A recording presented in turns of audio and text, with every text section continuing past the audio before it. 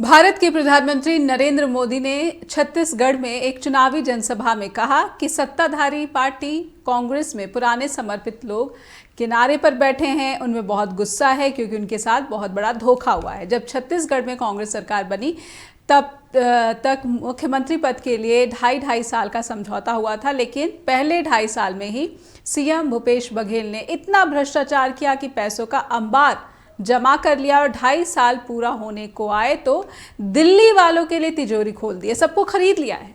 PM Modi ने कहा है कि कांग्रेस पार्टी वोट बैंक के लालच में और तुष्टीकरण के लिए कुछ भी कर सकती है। कांग्रेस पार्टी दलितों, ओबीसी और आदिवासियों का सम्मान नहीं करती है। आज़ादी के इतने दशकों बाद भी अगर देश गरीब है तो कांग्रेस ही इसकी दोषी है।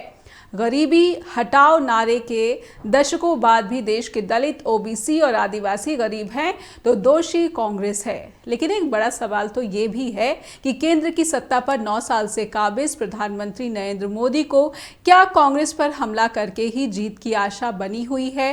कांग्रेस की राजनीति और बीजेपी की राजनीति क्या पुराने ढर्रे पर ही चलती नजर आ रही है या फिर बदलते भारत के साथ कुछ बदलाव भी देखे जा रहे हैं? नमस्कार, आप देख रहे हैं जस हिंदी टीवी। मेरा नाम है नेहा शुक्ला। स्ट्रेट टॉक के सभी दर्शकों का बहुत बहुत स्वागत करती हूं। तो चुनावी जीत का फॉर्मूला गारंटी पॉलिटिक्स और प्रधानमंत्री नरेंद्र मोदी भी इसी गारंटी की बात करते हुए नजर आते हैं। छत्तीसगढ़ हो, चाहे वो राजस्थान हो, चाहे तेलंगाना हो या फिर वो मिजोरम तो नहीं गए हैं अभी तक, ये भी एक बड़ा प्रश्न है। वहाँ पर जेपी नड्डा ने बीजेपी की कमान संभाल रखी है। लेकिन कुछ सवाल उभरते हैं मौजूदा राजनीतिक परिदृश्य में। ये सवाल क्या है स्ट्रेट टॉक के, आइए नजर डाल लेते हैं। सवाल है कि क्या जनता अब गारंटी के बिना वोट नहीं देना चाहती है? बड़ा प्रश्न ये कि कांग्रेस और पीएम मोदी जिस तरह से गारंटी की बात करते हैं, जनता का विश्वास क्या राजनीतिक दल उनके उम्मीदवारों से उठता जा रहा है और ये किसी भी लोकतांत्रिक देश के लिए अच्छी स्थिति नहीं दर्शाता है? क्या 5 राज्यों के विधानसभा चुनाव में गारंटी फॉर्मूला जन कल्याण सुनिश्चित करेगा? ये भी एक सवाल किए जाने चाहिए, इसकी समीक्षा होनी चाहिए, इस पर वाद विवाद होना चाहिए कि ये जो गारंटी है ये जन कल्याण कितना सुनिश्चित करते हैं। राहुल गांधी और प्रियंका गांधी, इन दोनों की जोड़ी ने कर्नाटक में भी जीत रची थी और वहां पर काफ़ी इनको अच्छा रिस्पांस जनता की तरफ से मिला था। इन 5 राज्यों में ये जोड़ी किस तरह से काम कर रही है, उनकी राजनीति में कितना जो है एक नया परिवर्तन दिख रहा है कांग्रेस के लिए और ब्रांड मोदी को ये कितना टक्कर देते हुए नजर आ रहे हैं। एक सवाल ये भी कि इन सब के बीच जो इंडिया गठबंधन है, ये जो कि बीजेपी विरोधी एक विकल्प के रूप में खुद को प्रोजेक्ट करता रहा है, क्या मौजूदा 5 विधानसभा जो हो रहे हैं चुनाव उसमें पिछड़ता दिख रहा है या फिर ये जो है हाशिए पर जाता हुआ नजर आता है? हमारे साथ बहुत ही प्रबुद्ध पैनल जुड़ चुका है, आइए उनका स्वागत करते हैं स्ट्रेट टॉक में। हमारे साथ छत्तीसगढ़ से जुड़ रहे हैं शशांक शर्मा जी हैं, वरिष्ठ पत्रकार, दैनिक 25 दैनिक समाचार पत्र के एडिटर हैं। सर, बहुत बहुत स्वागत करती हूँ मैं आपका स्ट्रेट टॉक में। नमस्कार जी। और हमारे साथ political analyst Bilal Sabzwari sir भी जुड़ चुके हैं। सब्जवारी सर, आपका बहुत बहुत स्वागत है, दिल्ली से जुड़ रहे हैं।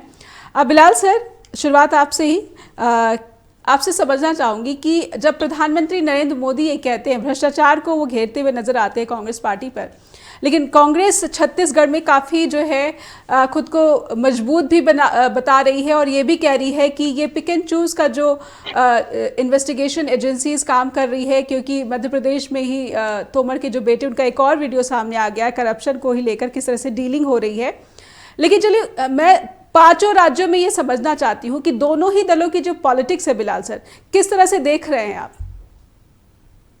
देखिए नेहा साहबा, इस बार के जो 5 राज्यों के चुनाव है ये कई मायनों में महत्वपूर्ण।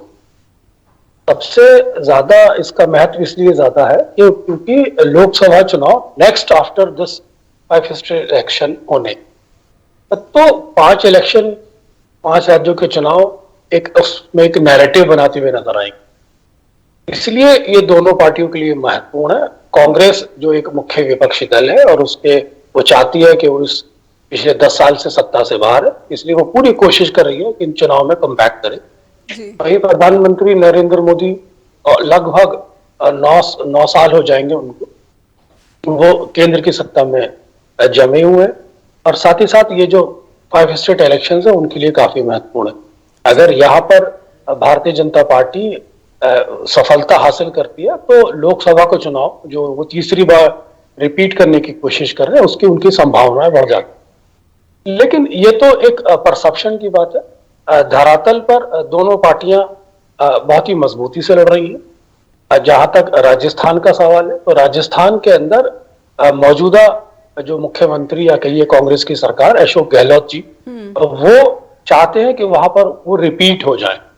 इसके लिए वो संघर्ष कर रहे हैं और भारतीय जनता पार्टी की कोशिश है, क्योंकि वो पेंडुलम स्टेट है, एक पार्टी रहती है दूसरी नेक्स्ट टाइम दूसरी पार्टी आ जाती है। पिछले 30 साल से वहां पर इसी तरह की एक परंपरा बनी हुई है। भारतीय जनता पार्टी की कोशिश है कि गहलोत साहब को सत्ता से अबदस्त कर दिया जाए। दरअसल इन सभी पांचों राज्यों के चुनाव में जो नीतियां हैं, सरकार की जो नीतियां हैं, राज्यों की नीतियां हैं, वो इस बार काफी महत्वपूर्ण अपना एक रोल प्ले कर रही है। गहलोत साहब ने जो राज्य के अंदर सुविधाएं जो प्रोवाइड कराई है जनता को, उस पर थोड़ा उनका चुनाव खड़ा है और वो सुविधाएं उनके यहाँ की एंटी इनकम्पेंसी को रोकती हैं। जिस और साथ ही साथ जो ड्रॉबैक भारतीय जनता पार्टी के साथ है वो वसुंधरा फैक्टर अभी भी एक साइलेंट फॉर्म में काम कर रहा है। तो देखना यह है कि अशोक गहलोत साहब की जो सुविधाएं हैं वो उनकी एंटी इनकम्पेंसी को कितना रोक पाती हैं और उनकी रिपीटिशन में कितनी मददगार कर पाती है, इस पर निर्भर करेगा।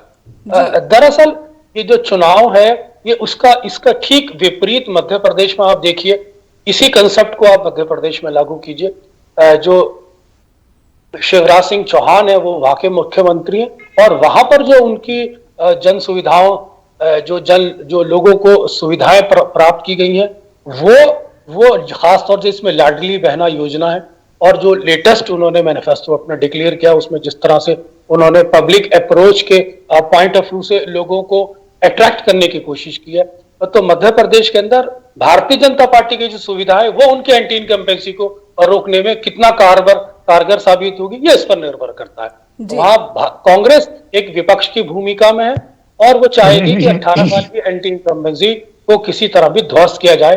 हालांकि मध्य प्रदेश का जो ओवरऑल मूड है वो वहां पर एंटी इनकम्पेंसी ज्यादा हावी होती नजर आ रही है और राजस्थान के अंदर भारतीय जनता पार्टी को स्लाइटली एज है। अब वो उस सुविधाओं को जो गहलोत साहब ने दिया उसको कितना ओवरकम कर पाती है ये देखने वाली बात होगी। जी, तो अब आप करते हैं तेलंगाना की बात करते हैं तो तेलंगाना के अंदर बेसिकली बीआरएस जो एक वहां की मुख्य पार्टी है और जो चंद्रशेखर राव जो मौजूदा सत्ता में मौजूद है उनके लिए वहां पर रिपीट करना अपना आप एक बहुत बड़ी चुनौती बनी हुई है। वहां पर कांग्रेस एक मुख्य प्रतिद्वंदी के रूप में उभर के आई है और भारतीय जनता पार्टी वहां पर तीसरे स्थान पर चली गई है।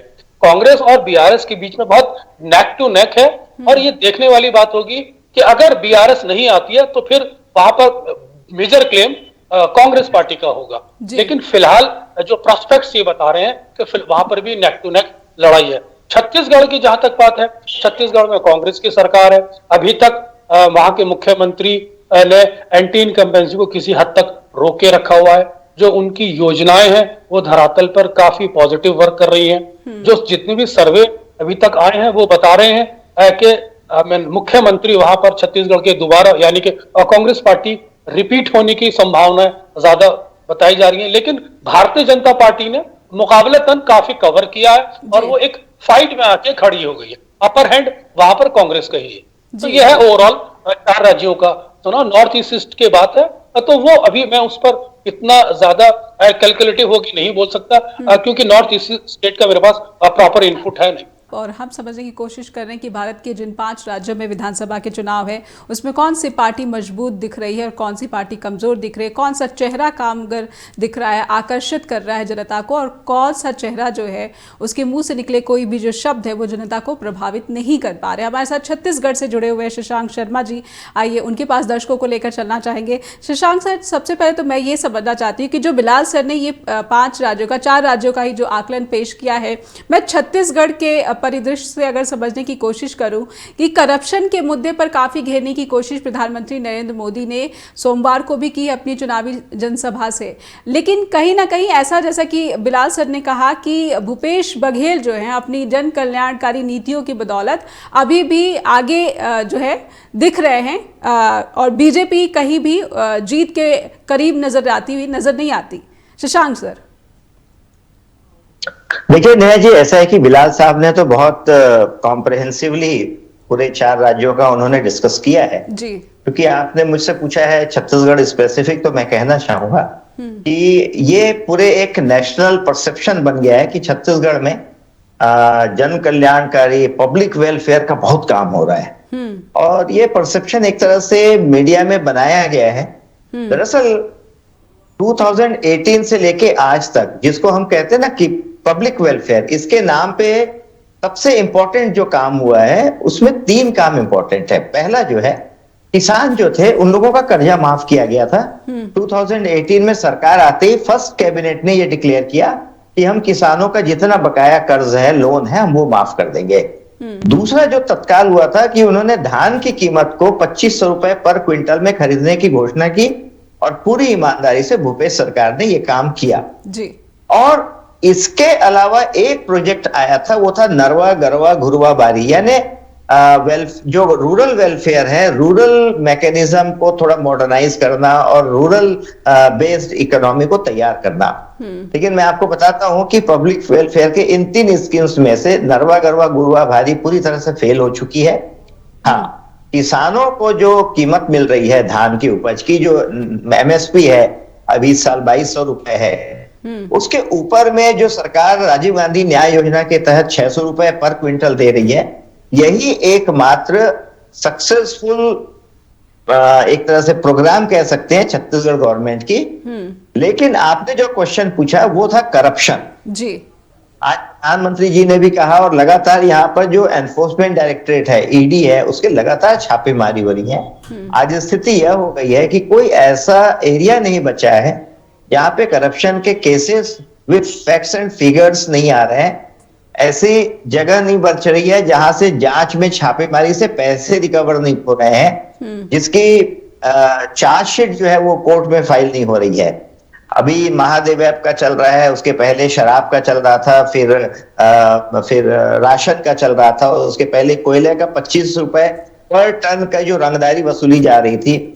और 1-2 नहीं, कई बड़े ऑफिसर्स, 3 तो आईएएस ऑफिसर्स जेल में हैं जी।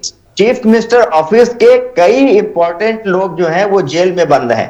कांग्रेस पार्टी से जुड़े हुए कई नेता आज जेल में बंद हैं, और सबके खिलाफ में एक जांच चल रही है जी। तो ये करप्शन, वैसे मैं मानता था एज ए जर्नलिस्ट हमेशा से कि कभी पोल जो इशू है वो नहीं बनता है। आखिरी बार मुझे लगता था कि जो बना था वो बोफोर्स इशू था, 1989 का लोकसभा इलेक्शन। उसके बाद कभी करप्शन पोल इशू नहीं बन पाया।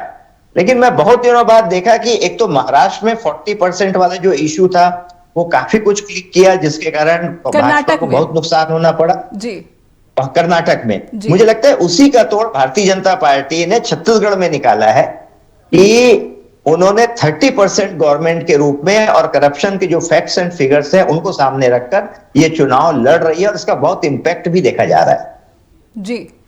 तो आप कह रहे हैं कि छत्तीसगढ़ में इम्पैक्ट देखा जा रहा है, लेकिन कहीं ना कहीं जीत कितना सुनिश्चित करा पाएगी? क्योंकि प्रधानमंत्री नरेंद्र मोदी ने छत्तीसगढ़ में ही ये अनाउंसमेंट की थी कि मुफ्त राशन की जो योजना है वो अगले 5 वर्षों के लिए जो जारी रखेगी बीजेपी। तो कहीं ना कहीं वो टटोल रहे होंगे कि छत्तीसगढ़ की जो जनता है वही जनता जिनको धान पर ज़्यादा एमएसपी मिल रही है और जिससे कि काफ़ी खुश भी हैं भूपेश बघेल से, उस जनता पर पीएम मोदी की घोषणा का क्या असर देखते हैं आप? देखिए, जो राशनिंग है, जो पीडीएस सिस्टम है, इसमें एक बड़ा रिवॉल्यूशनरी चेंज पूरे देश में जो आया था वो 2008 में आया था। 2008 में तब भारतीय जनता पार्टी की गवर्नमेंट हुआ करती थी छत्तीसगढ़ में, और एक 35 केजी चावल पर राशन कार्ड 35 लाख परिवार को 1 रुपए पर केजी देना शुरू किया गया था जी। और आज अगर पूरे हिंदुस्तान में आप देखेंगे तो जो सबसे करप्ट डिपार्टमेंट्स हैं उसमें civil supplies department one of the most prominent department है। तो ये जो लीकेज ऑफ राशन के जो चावल, गेहूं या दूसरी चीजें होती है, उनको ठीक करने के लिए छत्तीसगढ़ की तत्कालीन गवर्नमेंट ने बहुत अच्छे सिस्टम्स बनाए थे, जिसको पूरी देश और पूरी दुनिया में इसकी प्रशंसा हुई थी। यहां तक कि सुप्रीम कोर्ट ने कहा था कि पीडीएस सिस्टम को लीकेज प्रूफ कैसे बनाया जाना चाहिए, ये छत्तीसगढ़ के मॉडल को देखना चाहिए। तो ये जो पीडीएस वाला प्रकरण है, ये मैं कह रहा हूं 2008 से लगातार छत्तीसगढ़ का एक बहुत अहम हिस्सा है, आज भी वही योजना भूपेश सरकार भी चला रही है। लेकिन जो कोरोना के काल में जो गरीब किसान कल्याण योजना, जो गरीब कल्याण योजना के तहत 5 किलो चावल जो केंद्र की तरफ से मिलना शुरू हुआ था, उसकी घोषणा जरूर प्रधानमंत्री ने की है। नेहा जी, मैं एक बात कह रहा हूं, पिछले 15 वर्षों से कह रहा हूं, क्योंकि 2018 से ये इश्यू चल रहा है कि हम गरीबों को 1 रुपए का चावल देके उनके परिवार का पेट भर के कहीं हम उनके श्रम का अवमूल्यन तो नहीं कर रहे हैं, वो मेहनत नहीं करना चाहते, ऐसे आरोप लगते हैं। वो धीरे धीरे आलसी होते जा रहे हैं, ये भी आरोप लगते हैं। तो मैं एक बात कहना चाहता हूं कि गवर्नमेंट जो अपना प्रोजेक्ट या प्रोग्राम बनाती है, वो उनको आलसी करने के लिए नहीं बनाती। वो चाहती है कि जो पॉवर्टी है, जिसमें खाद्यान्न में जो उनके जितने पैसे खर्च होते हैं, वो अगर 1/10 हो जाए, तो रेस्ट ऑफ द पैसा जो उनका बचत है, सेविंग है, उसको कहीं वो लोग अपने दूसरे सोशल सेक्टर में, हेल्थ में, एजुकेशन में, या जो लिविंग के दूसरे सेक्टर्स हैं, उस पे वो लोग लगा सकते हैं। पर तो ऐसा मैं वही कुछ चीज अभी फिर जोड़कर जी, पर ऐसा कुछ नतीजे आते हुए तो नहीं नजर आते शशांक सर? नहीं, देखिए, बिल्कुल नजर आते हैं। आज आप देखेंगे तो छत्तीसगढ़ में अगर आपको याद होगा, जब मध्य प्रदेश के साथ छत्तीसगढ़ हुआ करता था, तो छत्तीसगढ़ एक बीमारू स्टेट का हिस्सा हुआ करता था। राज्य बना 2000 में, 2000 से लेके 2023, आज हमने केवल 23 साल ही पूरे किए हैं। लेकिन आज छत्तीसगढ़ बीमारू स्टेट तो कम से कम नहीं है। दूसरा, हर व्यक्ति को देखिए, हमारे छत्तीसगढ़ की डेमोग्राफी को आप समझने की कोशिश करिए।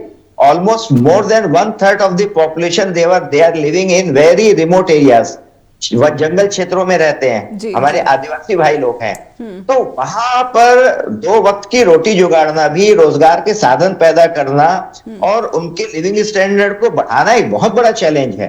तो उसमें पिछले 15 वर्षों से जो पीडीएस का सिस्टम है, उसने उनकी भूख तो खत्म की है।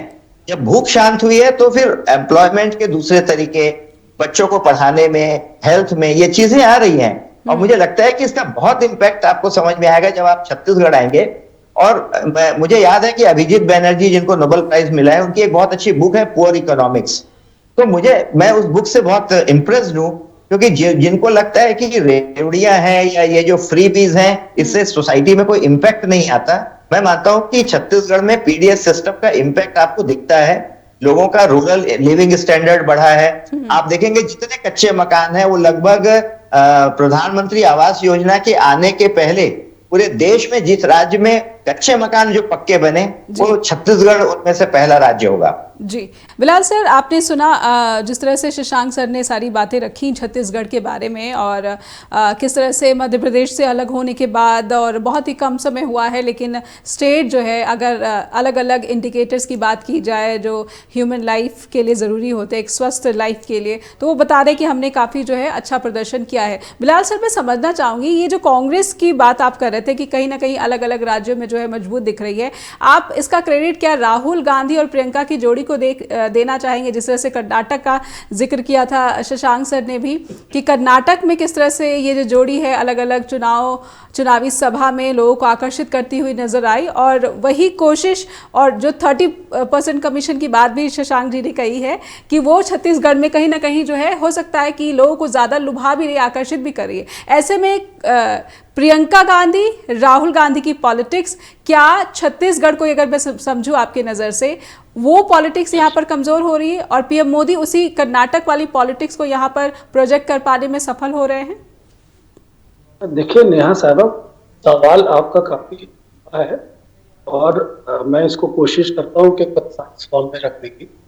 देखिए, मेरे तो कहने का अर्थ ये था कि कांग्रेस के प्रोस्पेक्ट्स मेरे को कुछ स्टेट्स में पॉजिटिव नजर आता जी, और उसके पीछे मैंने जो छत्तीसगढ़ के अंदर जो मुख्यमंत्री की योजनाएं थी और कांग्रेस की जो गवर्नेंस थी, उससे रिलेटेड जितने भी सर्वे आए हैं, उसके आधार पर ये वाली बात कही। साथ ही साथ राजस्थान के अंदर जो टग वॉर चल रहा है भारतीय जनता पार्टी और कांग्रेस के बीच में, उसको स्केच करने की कोशिश की थी। छत्तीसगढ़, मध्य प्रदेश के अंदर वहां पर एंटी इनकम्पेंसी का एक फैक्टर को महत्वपूर्ण बताते हुए बघेल साहब की जो लाडली योजना थी, उसका एक प्रोस्पेक्ट तलाशने की कोशिश की थी कि वो कितना डिफ्यूज कर सकती है अपनी एंटी इनकम्पेंसी। अब देखिए, अब आपने सवाल किया है कि प्रियंका गांधी और राहुल गांधी का, देखिए, प्रियंका गांधी इस समय कांग्रेस पार्टी के प्रचार का सबसे बड़ा चेहरा है। और जिस जिस खूबसूरती के साथ, जिस आर्टिकुलेशन के साथ और जिस संयमता के साथ और जिस सरलता के साथ वो कांग्रेस की नीतियों को, कांग्रेस के दृष्टिकोण को और कांग्रेस द्वारा लोगों से कमिट की गई योजनाओं को धरातल पर उतारने की कोशिश करती है, उसका जनता में प्रभाव नजर आता है। और वो इसलिए इस बात को मैं कहता हूं क्योंकि जिस तरह से वो कनेक्ट करती हैं और पब्लिक उनको रिस्पॉन्ड करती है, उससे आइडिया लग जाता है कि पब्लिक उनकी बात समझना चाहती है, सुनना चाहती है और उससे कन्विंस है और उनको देखने काफी लोग आते हैं। तो वो कितना वोट में कन्वर्ट होता है ये तो वक्त बताएगा। अब रहा राहुल गांधी का सवाल, देखिए राहुल गांधी इस देश के अंदर एक बहुत बड़ी विचारधारा की लड़ाई कर रहे हैं। राहुल गांधी का जो दृष्टिकोण है वो इन 5 चुनाव के अंदर देखा होगा कि वो सामाजिक सरोकारों से जुड़ा हुआ है जी। वो लोगों की सोशो इकोनॉमी एजुकेशन जो पॉलिसीज है उस पर रेगुलर बात कर रहे हैं। साथ ही साथ इन चुनाव के अंदर एक ओबीसी फैक्टर, जो जातीय जनगणना का फैक्टर है, वो भी काफी महत्वपूर्ण एक मुद्दे में उभर के आ गया है। लेकिन बुनियादी तौर पर इन 5 राज्यों के चुनाव को अगर आप लार्जर लेवल पर कन्वास करने की कोशिश करें तो यहाँ पर मेरे को योजनाओं या कहिए सुविधाओं का जो ये चुनाव नजर आता है कि जो अपनी नीतियों के माध्यम से, अपनी गवर्नेंस के माध्यम से, अपनी पॉलिसीज के माध्यम से जनता को आज की महंगाई के दौर में, आज की बेरोजगारी के दौर में जितना सुविधा पहुंचा देगा या जितने लाभ पहुंचा देगा वो चुनाव जीत लेगा। ये जी आपने सही बात कही। ये आपने है क्योंकि मौजूदा समय में एक मनोवैज्ञानिक दबाव से जनता गुजर रही है। वो महंगाई का भी दबाव है और हर दूसरे तीसरे घर में बेरोजगारी भी है। एक सवाल में रेलिवेंट हो जाता है।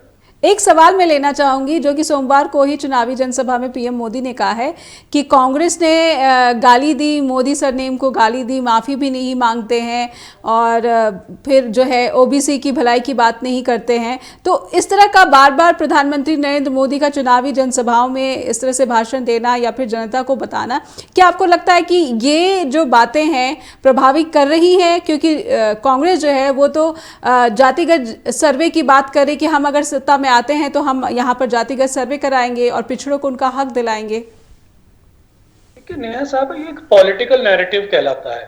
एक तरफ प्रधानमंत्री नरेंद्र मोदी जी बड़े गर्व के साथ कहते थे कि वो ओबीसी जाति से आते थे और वो उस सेंटिमेंट को एक्सप्लॉइट करते थे जी। आज परिस्थितियां बदल गई। राहुल गांधी ने जातीय जनगणना का ओबीसी कंसेंसस का मुद्दा है अपने प्लैंक में रख लिया, एनडीए का पार्ट बना लिया और वो उसको एक नीतिगत रूप से उठा रहे हैं। तो प्रधानमंत्री ने आज उस पोजीशन को काउंटर करने के लिए विक्टिम कार्ड खेलने की कोशिश की है। अब ये विक्टिम कार्ड पब्लिक को कितना अपील करता है, पब्लिक को कितना कन्विंस करता है, ये देखने वाली बात होगी धरातल पर। दरअसल ये सारी चीजें जो सर्वे चलते रहते हैं या कहिए जो रेगुलर फीडबैक्स आते रहते हैं, अपडेट्स आते रहते हैं, उनके माध्यम से पता लगते हैं। लेकिन यहाँ पर ये बताता है कि प्रधानमंत्री नरेंद्र मोदी जी ओबीसी के विक्टिम कार्ड को खेलने की कोशिश कर रहे हैं, जो ये बताता है कि वो कहीं ना कहीं इस मुद्दे पर अनकंफर्टेबल है। बिल्कुल बिल्कुल। बहुत बहुत धन्यवाद करना चाहूँगी क्योंकि आपने सीमित समय के लिए जुड़ने की बात कही थी, इसलिए आभार भी आपका कि आपने अपने बिजी शेड्यूल से भी समय निकाला हमारे लिए। तो बहुत बहुत अभिनंदन करना चाहूँगी बिलाल सर आपका स्ट्रेट टॉक से जुड़ने के लिए। और अब मैं शशांक सर के पास आना चाहती हूँ। शशांक सर, इन 5 राज्यों के जो विधानसभा चुनाव है कहीं ना कहीं बीजेपी वर्सेस कांग्रेस या फिर कहीं त्रिकोणीय मुकाबला भी होता हुआ नजर नहीं आ रहा है। ऐसे में जब मैं इंडिया गठबंधन की स्थिति को टटोलना चाहूँ तो आप क्या देखते हैं? सिर्फ छत्तीसगढ़ ही नहीं बल्कि 5 राज्यों के जो विधानसभा की स्थिति बताती है, इसमें आप इंडिया गठबंधन की स्थिति क्या देखते हैं और क्या ये जो स्थिति है ये 2024 के लिए कितनी जो है प्रभावी दिखती है या गैर प्रभावी दिखती है और उसका क्या परफॉर्मेंस जो है आने वाले समय में भी देखने को मिल सकता है? देखिए नेहा जी, ऐसा है कि छत्तीसगढ़ जो भारत है, यहाँ का जो एक फेडरल सिस्टम है, उसका जो इलेक्टोरल फेडरल सिस्टम है, उसमें बहुत सारी पार्टियां चुनाव लड़ती है, मल्टी पार्टी सिस्टम है। जैसे अगर आप यूएसए में देखेंगे तो ये केवल 2 पार्टी सिस्टम है, रिपब्लिकन पार्टी है एंड डेमोक्रेटिक पार्टी है। जी। हमारे यहाँ पे कोई भी पार्टी कहीं से भी चुनाव लड़ती है। दूसरा एक और इश्यू है कि हमारे यहाँ के जो पॉलिटिकल पार्टीज हैं वो नेशनल पार्टीज अलग तरह की होती हैं और स्टेट की भी जो रिकॉग्नाइज पार्टीज हैं, स्टेट रिकॉग्नाइज पार्टीज अलग होती है। और लगभग 29 स्टेट्स की अगर हम बात करें तो आधे से ज्यादा ऐसे स्टेट्स हैं जहां पर जो स्टेट रिकॉग्नाइज पार्टी है वो नेशनल। जी, तो लगता है शशांक जी की आवाज़ हम तक किसी तकनीकी समस्या की वजह से नहीं पहुंच पाई है, लेकिन और अलग अलग दल जनता को गारंटी दे रहे हैं अलग अलग सुविधाओं को लेकर, और ये सुविधाएं जनता के मन में कितना असर दिखा रही हैं। हमारे साथ शशांक शर्मा जी जुड़े हुए छत्तीसगढ़ से, आइए बातचीत आगे बढ़ाते हैं। शशांक सर, मैं चाहती हूँ कि जो 5 राज्यों में इंडिया गठबंधन की परिस्थिति को मैं आपसे समझने की कोशिश कर रही थी, वो पहले बात आप अपनी पूरी कर लें। जी, तो मैं ये कह रहा था कि हमारे यहाँ पे स्टेट रिकॉग्नाइज पार्टीज कहीं ज्यादा मजबूत है, इसलिए ये जो इंडिया गठबंधन है इसका फंडामेंटल कॉन्सेप्ट जो है वो स्टेट में मिलकर लड़ने का नहीं है जी। ये बेसिकली नेशनल पॉलिटिक्स में सेंट्रल गवर्नमेंट पार्लियामेंट्री इलेक्शंस में ये लोग मिलकर लड़ेंगे, लगभग ऐसा तय हुआ है।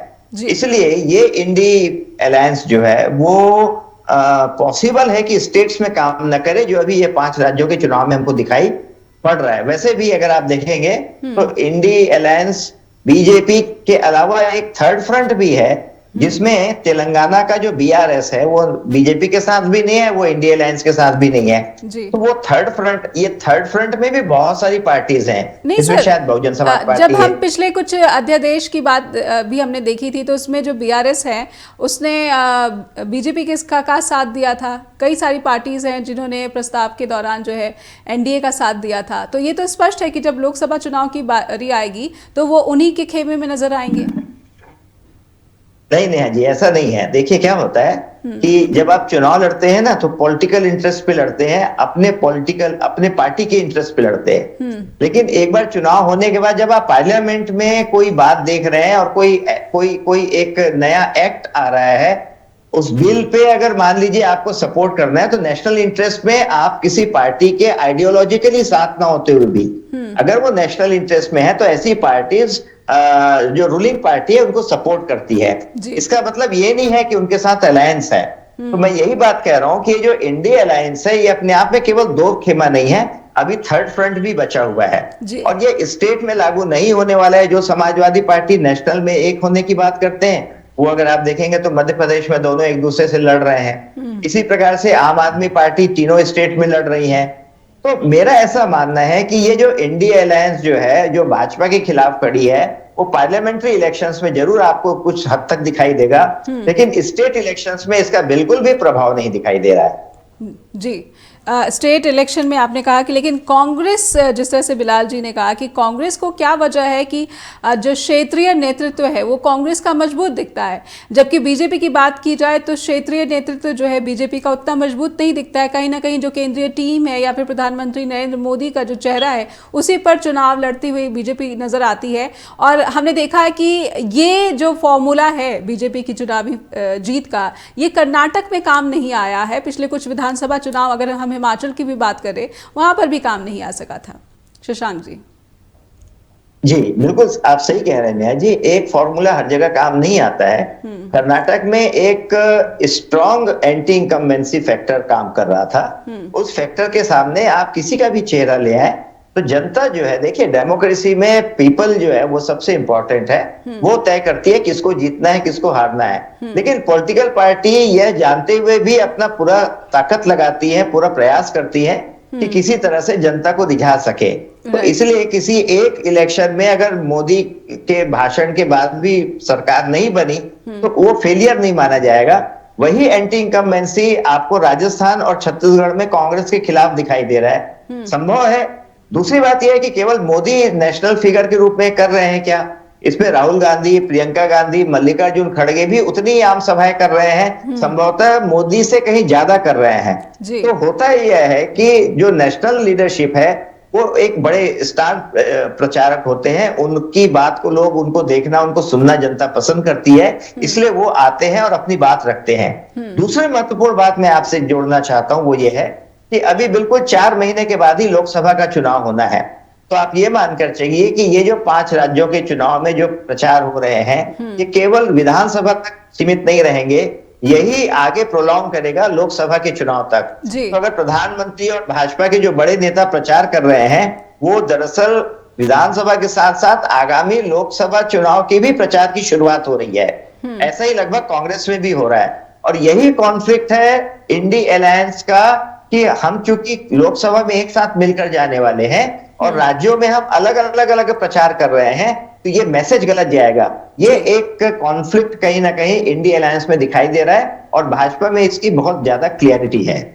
जी, तो क्या इसका नुकसान कांग्रेस को ज्यादा होता दिख रहा है, या फिर जो अन्य दल है जैसे कि समाजवादी पार्टी ने जिस तरह से खुलकर आरोप लगाया अखिलेश यादव ने, तो क्या क्योंकि बिगर लूजर तो शायद कांग्रेस को ना इसका खामियाजा भुगतना पड़े? देखिए, मुझे लगता है कि स्टेट इलेक्शंस में जो है वो कुछ एरियाज होते हैं, जैसे ऐसा नहीं कि समाजवादी पार्टी का पूरे मध्य प्रदेश में बहुत असर है। दरअसल जो बॉर्डर एरियाज हैं, जो बुंदेलखंड का हिस्सा है, जो झांसी और ग्वालियर और शिवपुरी से लगा हुआ हिस्सा है, यहाँ पर समाजवादी पार्टी और बहुजन समाज पार्टी, इनका कुछ कुछ प्रभाव दिखाई देता है। तो हो सकता है यहाँ पर वो कांग्रेस को नुकसान पहुंचाए, क्योंकि आप तो अलायंस में है ना। आप अगर अलायंस में नेशनल में हो और वहां मिलकर लड़ रहे हैं, तो भाजपा के लिए एक मौका आता है कि देखो, यहाँ अलायंस की बात करते हैं और यहाँ तो खिलाफ लड़ रहे हैं। ये न केवल स्टेट में बल्कि सेंट्रल लेवल के भी इलेक्शन होगा, तो यही सारे एग्जांपल्स दिए जाएंगे कि 3 महीने पहले तो एक दूसरे को गालियां दे रहे थे, आज ये लोग मिलकर लड़ रहे हैं। तो ये जो परसेप्शन बनता है ना, politics is a game of perception. अगर ये परसेप्शन बन रहा है, उसका नुकसान विधानसभा में भी होगा और लोकसभा में भी होगा। जी, अब भूपेश बघेल क्योंकि भ्रष्टाचार का जो बहुत ही जो है गंभीर आरोपों का सामना कर रहे हैं, उन्होंने राज्य में अडानी को किस तरह से जो कोयले का आवंटन हो रहा है वहां पर खदानों का, उसे लेकर भी सवाल बार बार उठाए। इस मुद्दे का आप कितना असर देख पा रहे हैं शशांक जी? देखिए, ये सब चीजें मायने नहीं रखती हैं। यहाँ पर हसदेव अरण्य का एक बहुत बड़ा इश्यू है। बेसिकली एलिफेंट कॉरिडोर बन रहा है, बहुत डेंस फॉरेस्ट एरिया है। लेकिन चूंकि भारत के साथ एक विडंबना यह है कि जहां पर मिनरल रिसोर्स है, वहीं पर फॉरेस्ट रिसोर्स भी है। तो अगर मिनरल को एक्सप्लॉइट करना है, तो आपको फॉरेस्ट को डैमेज करना ही पड़ेगा। इस पे बहुत सारी बातें हैं, बहुत सारे एनवायरमेंटलिस्ट जो हैं इसको विरोध करते हैं। लेकिन ये जो अडानी वाली बात है, आप देखिएगा तो ये कांग्रेस की 5 साल की सरकार में जो ज्यादातर माइंस खुदाई जा रही हैं, उसमें तो अडानी भी तो है। तो मुझे लगता है कि जो कमर्शियल और इकोनॉमिक एक्टिविटीज है, उस पर जो पॉलिटिक्स है वो चुनाव तक तो सीमित रहता है, लेकिन चुनाव के बाद यही अडानी, यही अंबानी, यही टाटा, यही बिरला, ये लोग हर स्टेट में काम करते हैं, माइंस में काम करते हैं, इंफ्रास्ट्रक्चर में काम करते हैं। मुझे लगता है केवल पॉलिटिसाइजेशन ऑफ सम कॉर्पोरेट्स है, इसका कोई बहुत ज्यादा असर जनता के बीच में नहीं पड़ता है। लेकिन कहीं ना कहीं जिस तरह से कांग्रेस ही नहीं बल्कि अन्य विपक्षी दल भी अडानी को घेरते हुए नजर आते हैं, और ये कहीं ना कहीं जो है एक राष्ट्रीय मुद्दे के रूप में भी उभर कर सामने आ चुका है। तो जो देश की जनता है अलग अलग राज्यों की, विधानसभा चुनाव पे बिल्कुल ही इसके इतर जो है प्रभावी दिखती है, ऐसा माना जाएगा? बिल्कुल भी नहीं है। अडानी का असर देखिए, कोई अडानी को घेरने की कोशिश नहीं कर रहा है। ये दरअसल प्रधानमंत्री को घेरने की कोशिश है अडानी के बहाने। तो जब अडानी पिक्चर में नहीं है, लोगों को समझ में आता है कि ये तो प्रधानमंत्री को घेरने की कोशिश है जी। और सुप्रीम कोर्ट में ये मामला जा चुका है। हिडनबर्ग का जो केस हुआ था, तो मुझे लगता है कि सुप्रीम कोर्ट ने इस पे क्लीन चिट दे दी है। इस पे ज्यादा कुछ इश्यूज है नहीं। लेकिन जैसे 2019 के लोकसभा इलेक्शन में जो राफेल इश्यू, जिसको बहुत बड़ा एक गुब्बारा बनाया गया, लेकिन वो फुस हो गया, मुझे लगता है कि इसमें भी विपक्ष वही गलती कर रहा है, ऐसे इश्यू को हवा दे रहा है जिसका जनता से कोई लेना देना नहीं है। तो मैं समझना चाहती हूँ, अब महिलाओं को मैं समझ लेना चाहती हूँ कि महिलाओं के मामले में छत्तीसगढ़ जो एक मजबूत राज्य है, और जो फर्स्ट फेज की पोलिंग रही है उसमें भी एक अच्छा नंबर जो है वोटिंग फीसदी के रूप में हमने देखा है सर। तो मैं आपसे समझना चाहती हूँ कि जो दूसरा चरण होगा, क्या उसी मुकाबले या फिर हम ये उम्मीद करें कि कम हो सकती है वोटिंग टर्नआउट? देखिए नेहा जी, जब सोशल इश्यूज की बात आती है ना, तो चाहे हेल्थ हो, एजुकेशन हो, लॉ एंड ऑर्डर हो, परिवार चलाने की बात हो, तो महिलाओं को अधिक जूझना पड़ता है। जी जी। बच्चे का लालन पालन करना हो, बच्चे की तबीयत जब खराब हो जाती है, महंगाई बढ़ जाती है, या नशाखोरी, शराब, इस तरह की चीजें आती हैं, तो ज्यादातर जो मुसीबतें झेलती है ना वो महिलाएं झेलती हैं। और खासकर छत्तीसगढ़ में जो रूरल एंड जो फॉरेस्ट जो लोग हैं, ये लोग ज्यादा झेलते हैं। तो चुनाव आने पर वो जिससे अपना हिसाब चुकता करना चाहते हैं, तो इसलिए महिलाओं का वोटर टर्नआउट कहीं ज्यादा होता है। और पिछले 5 साल में भी महिला रिलेटेड इश्यूज बहुत ज्यादा हावी रही हैं। शराबबंदी का मामला है, नशा का मामला है। तो आपकी बातों से क्या मैं ये अंदाजा लगाऊं कि ये महिलाओं ने हराने के लिए वोटिंग फीसद इतना जो है सामने आया है? देखिए, ये कहना बहुत मुश्किल है, ये तो 3 दिसंबर को समझ में आएगा। लेकिन वोटर टर्न अराउंड ज्यादा होता है, उसका कारण जब महिलाएं बहुत ज्यादा निकल कर आ रही हैं तो जनरली वो एंटी गवर्नमेंट ही होती है। ऐसा मैंने 3-4 चुनाव से लगातार देख रहा हूं। जी जी, क्योंकि छत्तीसगढ़ जो है वो कोई बहुत पुराना राज्य नहीं है और हमेशा जो है ये देखा गया है कि जागरूक रहे हैं वोटर्स यहाँ पर। मैं कांग्रेस, एक जो महादेव ऐप का मामला है और मध्य प्रदेश में भी जो है एक महादेव, अगर मैं सही हूँ, महादेव कॉरिडोर के करप्शन की भी बात थी। ये जो महादेव जो नाम है, दोनों ही दलों के लिए हो सकता है कि खतरे की घंटी साबित हो सके। देखिए, मध्य प्रदेश के बारे में तो मुझे बहुत ज्यादा जानकारी नहीं है, लेकिन छत्तीसगढ़ में मैं कह सकता हूं कि महादेव ऐप कोई नया इश्यू नहीं है। ये नेशनल मीडिया के लिए नया हो सकता है, लेकिन मुझे याद आता है 2021 ऑनवर्ड्स लगातार महादेव ऐप को लेकर यहाँ के लोग चर्चा करने लगे थे। भिलाई और दुर्ग में जिसका सबसे ज्यादा इम्पैक्ट है, वहां के अगर आप बच्चों से भी पूछेंगे ना तो महादेव ऐप की जानकारी आपको देगा। वहां के चाय वाले, ठेले वाले भी इसकी चर्चा करते हैं और ये भी जानते हैं कि इसके पीछे कितने बड़े बड़े हाई प्रोफाइल पॉलिटिशियंस जुड़े हुए हैं। तो ईडी ने अगर छापा मारा और इन चीजों को बाहर निकाला तो दुनिया को आश्चर्य हो सकता है। छत्तीसगढ़ के लोगों को इसमें कोई बहुत आश्चर्य नहीं हुआ। जी, और कहीं ना कहीं चुनावों के दरमियान, अगर चुनाव के बीच इस तरह की कार्रवाई हो रही है तो इस पर कोई सवाल उठ रहे हैं? देखिए, ऐसा है कि गवर्नमेंट एजेंसीज हैं, उनके नियम और कानून हैं, एक सिविल कोड होता है, उसके अंतर्गत काम करते हैं। सरकारें आती हैं, जाती हैं, जो ऑफिसर्स हैं उनको काम करना होता है। तो एक पार्टी लाइन से जुड़कर कोई नियम और कानून को ताक पे रख के कोई काम नहीं करता होगा, ऐसा मैं मानता हूँ। ब्यूरोक्रेसी में खासकर नियम कानून को पालन करते हैं। जुडिशरी है, जुडिशरी इन सारी चीजों पर नजर रखती है। तो जब ये सारी चीजें इन्वॉल्व हैं तो एकदम से जनता इन चीजों को नकारती नहीं है। मैं आपको पहले भी कहा कि कभी corruption political issue, electoral issue नहीं बनता है, लेकिन इस चुनाव में मुझे करप्शन भी एक पॉलिटिकल इलेक्टोरल इशू बनता हुआ दिख रहा है। लेकिन मुझे याद आ रहा है शशांक सर, जब यूपीए 2 थी केंद्र में, तब कहीं ना कहीं करप्शन ही एक बहुत बड़ी नाराजगी थी यूपीए के खिलाफ जनता के मन में कि उन्होंने यूपीए को सिरे से नकार दिया और बीजेपी को इतनी संख्या में जो है सीट दिला दी।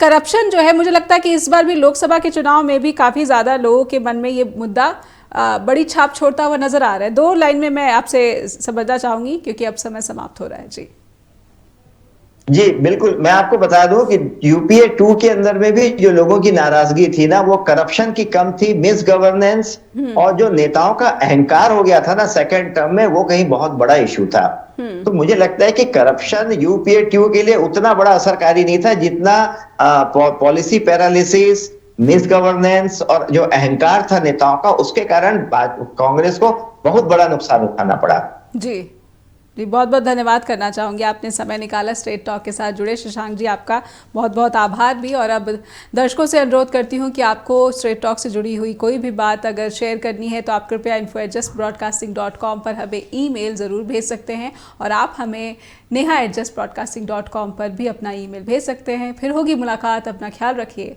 नमस्कार।